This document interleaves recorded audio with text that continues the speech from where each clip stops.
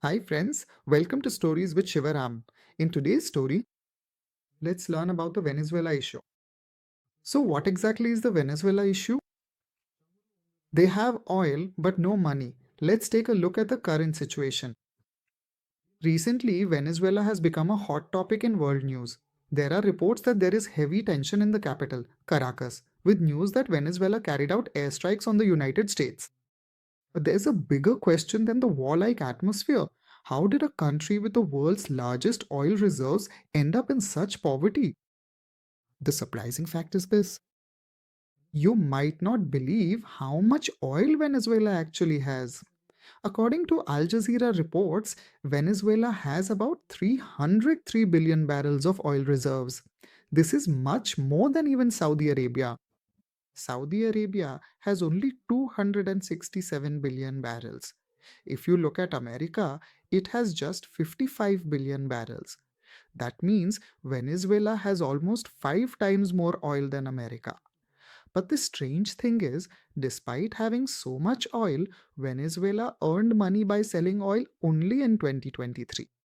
Just $4.05 billion only. At the same time, Saudi Arabia earned $180 billion. The US, on the other hand, earned $125 billion. How is this possible? The reasons behind this are quite interesting. The first problem is the quality of oil, which is the main reason for Venezuela's poverty.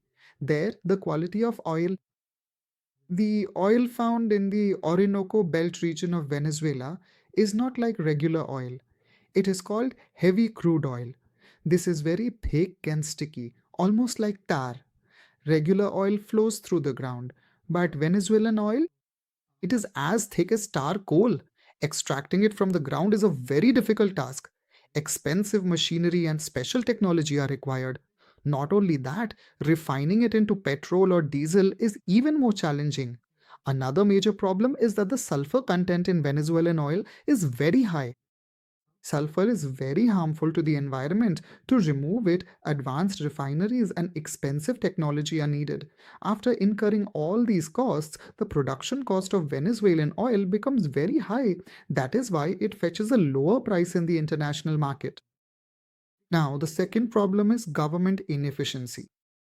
It's not just the quality of oil that's the problem. The mistakes made by the Venezuelan government drag the country down even further. The Venezuelan government oil company, PDVSA, was once a very powerful organization, but gradually political interference and corruption destroyed it. The government started appointing their supporters and political leaders. They appointed these people to key positions in the company. These individuals had no experience in the oil industry. They gave more importance to political gains than to the company's profits. Old machinery and pipelines were ruined, but they didn't carry out any repairs. No new investments were made.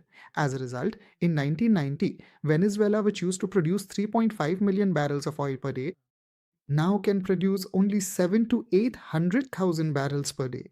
This is an 80% decrease. There is oil, but they do not have the capacity to extract it. The third problem is the failure of economic policies. Former Venezuelan President Hugo Chavez implemented socialist policies.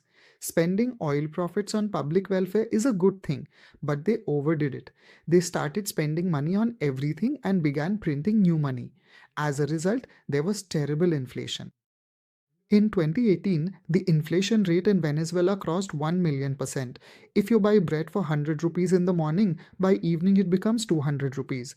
That means by the time people receive their salaries, the value of that money becomes zero. Goods are not available in shops. People have to stand in queues for hours just to get basic necessities.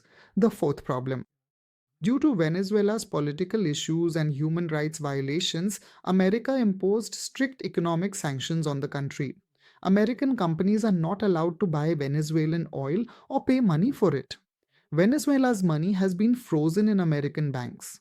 Because of these sanctions, it became very difficult for Venezuela to sell its oil. They could not import the machinery and spare parts needed for oil production. Venezuela's economy completely collapsed. In this situation, ordinary people are facing terrible hardships. Nearly 7 million Venezuelans have left the country and migrated to neighboring countries. There are no medicines in hospitals and no teachers in schools. That's because their salaries have no value. Engineers and doctors are driving taxis or leaving the country. Now, the main takeaway from the Venezuela story is this: having natural resources alone is not enough. What matters is using them properly. Effective leadership and long term planning, all these need to come together. Otherwise, even black gold can turn into a curse.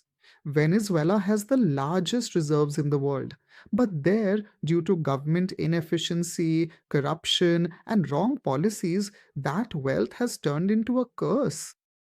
Now, with the American attacks, the situation is deteriorating even further.